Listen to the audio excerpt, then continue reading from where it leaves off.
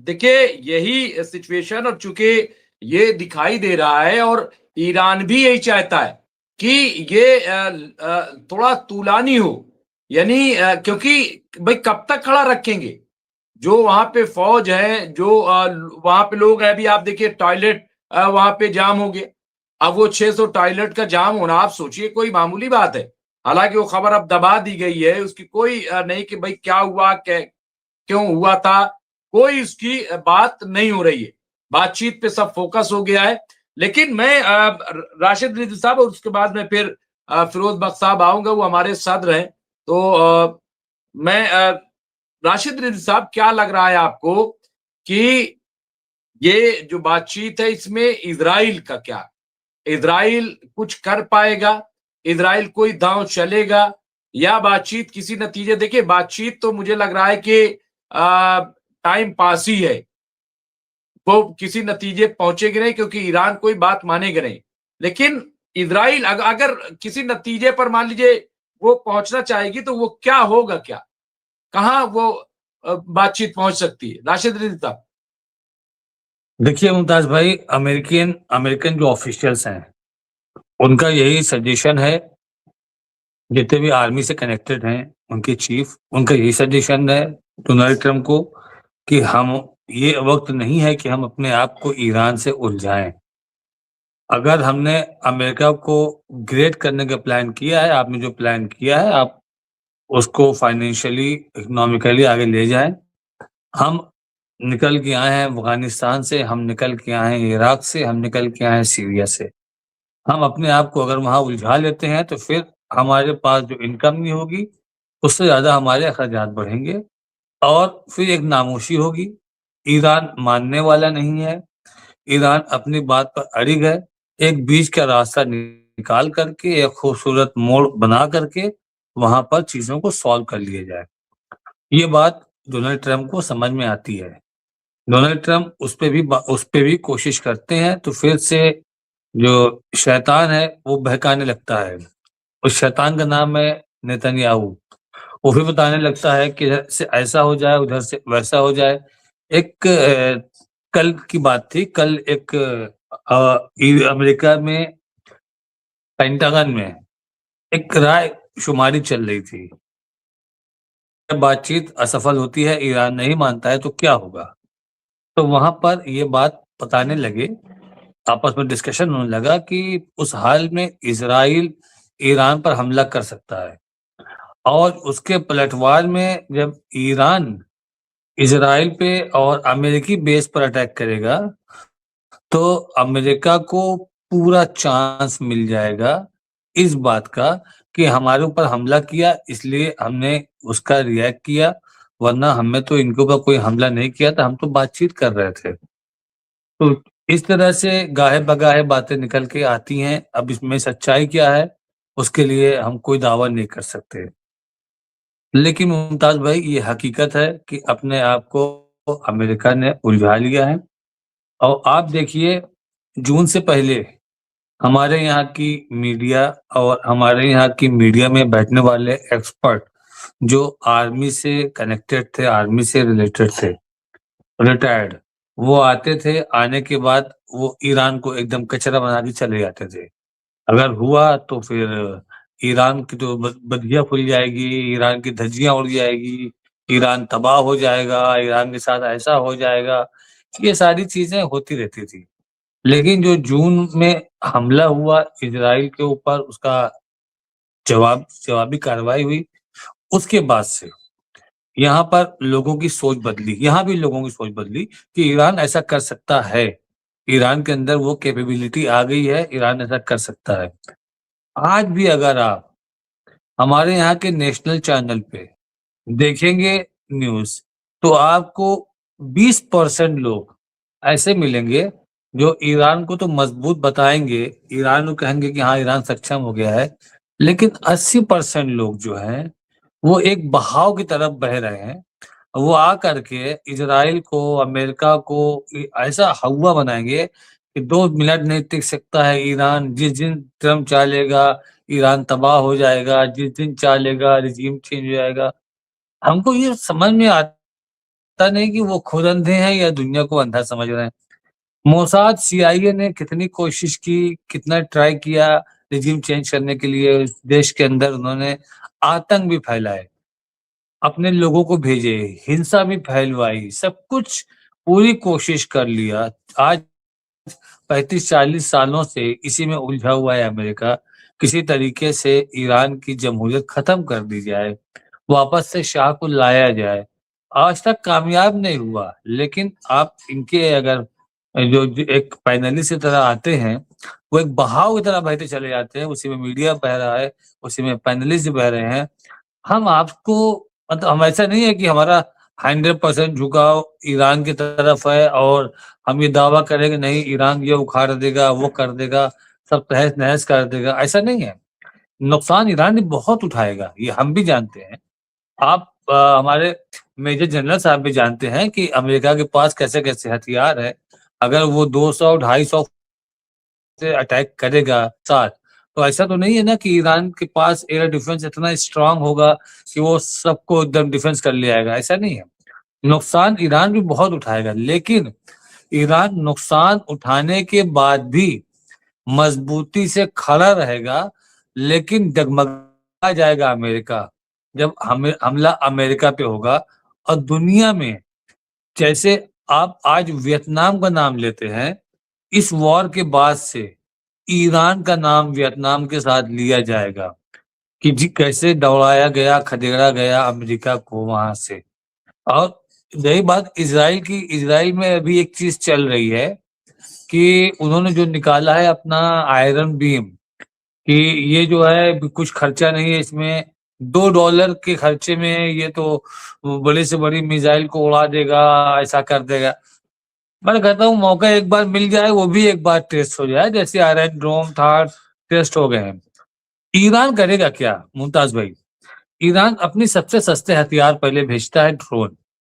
सस्ते ड्रोन भेजेगा, ड्रोन से अटैक करेगा, वो अपनी मिसाइलें बैटरी इनकी निकलती रहेंगी, उनको डिस्ट्रॉय करेगा। अब कोई सामने वाले के पास चॉइस नहीं रहती है कि वो उसको सस्ता समझ के छोड़ दे, क्योंकि वो जाकर के अटैक करेगा, नुकसान तो करेगा।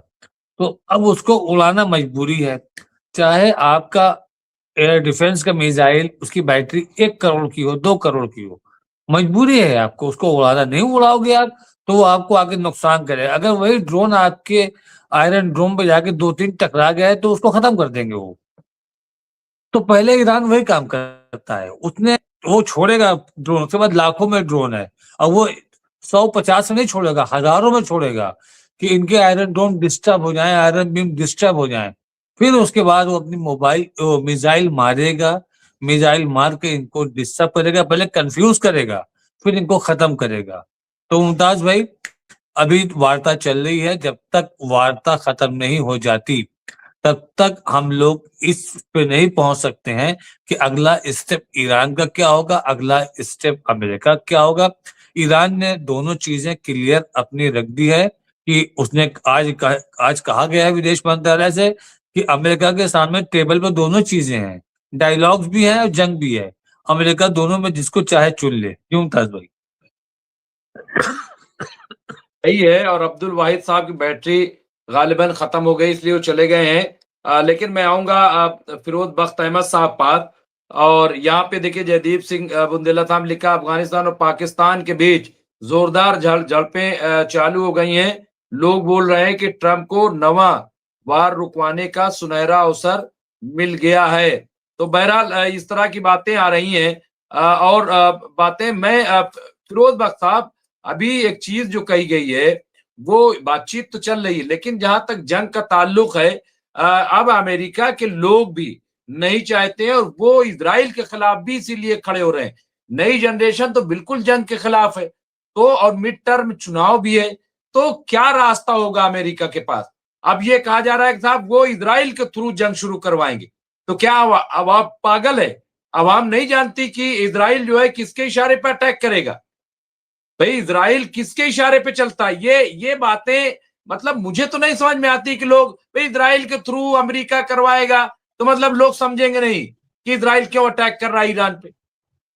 भाई बार बार थोड़ी टेस्ट होता है इसका। फिरोज बख्त साहब, क्या लग रहा है आपको कि प्रेशर में तो है अमेरिका? जी डॉक्टर मुफ्ताज आलम रिजवी साहब, आपके तमाम एक्सपर्ट्स को, जनरल और मैं बता जावेद दूं अख्तर कि हमारे साथ तकरीबन 525 लोग इस वक्त जुड़े हुए हैं, 522, और तादाद बढ़ रही है। तो इतने लोग, और ये रोज हमसे जुड़ते हैं। तो बहरहाल मैं सबका शुक्रगुजार भी हूँ। सबसे गुजारिश भी है कि इसको ज्यादा से ज्यादा शेयर कर दे और लाइक भी कर लें। लाइक बहुत कम है, लाइक अभी 132 150 है और देखने वाले 525 हैं। तो जरा लाइक अगर कर देंगे तो इसको और बढ़ जाएगा। जी फिरोज बख्श साहब। जी जी। तो मैं तो मोस्टली अपने तमाम जो मेरे एक्सपर्ट्स हैं, इंक्लूडिंग जो आप हैं, इसको एंकर करते हैं, मैं तो सबसे ज़्यादा आप लोगों को लाइक करता हूँ। और साथ ही साथ जो आपके जितने भी सामाइन हैं, बहुत कीमती कमेंट्स और राय भेजते रहते हैं, वो तो उनकी सुपर लाइक होती है।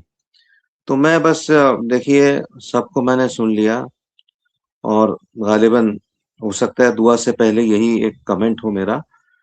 देखिए, जो ट्रम्प साहब है ना, इसमें कोई दो राय नहीं, सबसे ज्यादा ताकतवर प्रेसिडेंट है, सबसे ज्यादा ताकतवर मुल्क है, उसके सदर हैं। मगर उनका जो है अंदर, अभी जो दुआ नहीं है, अभी दुआ नहीं है। आप दुआ बोल उल्ट देते हैं ना तो वो लोग चले जाते हैं कि अब दुआ है तो खत्म है मतलब। और आपका नेटवर्क भी काम नहीं करता है, ये बड़ा, लोग इसकी वजह से भी चले जाते हैं बहुत। ये देखिए। कहने की, और नहीं नहीं अभी नहीं, ऐसा है, दुआ से पहले कुछ थोड़ी दवा देने की जरूरत है, तो हम कोशिश कर रहे हैं कुछ दवा भी दी जाए, दुआ पे बाद में आएंगे। नहीं, मैं सिर्फ ये कह रहा था कि ट्रम्प साहब जिस तरीके से अपने मुल्क को उन्होंने परेशान किया हुआ है, उखाड़ पछाड़ वहां जो है कर रखी है, ये कि मिड टर्म इलेक्शन आ रहा है, उसको हारने से खुद को बचाना चाह रहे हैं, ये सारे जो है उन्होंने जो चक्कर पाले हैं, इसी वजह से करा है उन्होंने। और जो अमेरिका की जनता है, अल्लाह मियाँ ने सभी को दिमाग दिया है, वो भी ये समझती है कि ट्रम्प साहब जिस मुल्क को तबाह बर्बाद करने के लिए कोशा हैं और तुले हुए हैं, उसका कोई ऐसा कसूर नहीं है। ईरान ने तो कुछ नहीं किया। ईरान ने ना तो एटम बॉम्ब बनाया, ना वो उसको बनाना चाहता है। ईरान तो खाली अपनी बका के लिए, अपने को बचाने के लिए जो है मैदान में खड़ा हुआ है। तो आज की तारीख में ट्रम्प साहब के खिलाफ टोटल उनके वोटर्स हो गए हैं। ठीक है, कोई अजब नहीं, चाहे उनकी हिमायत के लिए कोई भी पहुंचे, कहीं भी पहुंचे, कि ट्रम्प साहब इलेक्शन जीत जाएं, जरा मुश्किल नजर आ रहा है।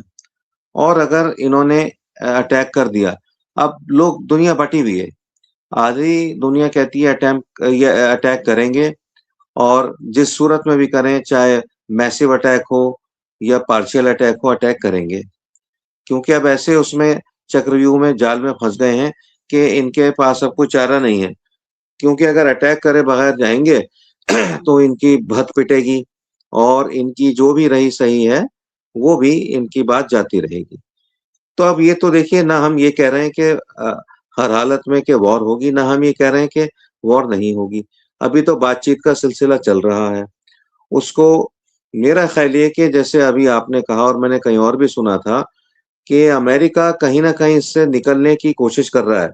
उसने इस्राइल से ये कहा है कि भई ऐसा है कि पहले तुम अटैक करो और देखो क्या इसका रिएक्शन होता है, या तुम और मैं मिलके, अमेरिका इस वक़्त इस्राइल को आगे करना चाह रहा है। ये अलग बात है कि अगर इस्राइल आगे बढ़ता है, ईरान पे अटैक करता है, तो अमेरिका भी उसके साथ आ जाए।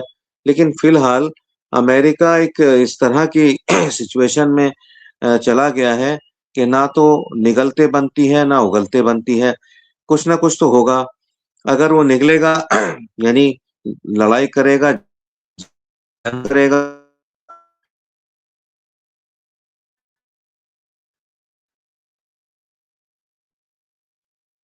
नेटवर्क जो है वो गड़बड़ हो जाता है, तो ये भी तो एक प्रॉब्लम है।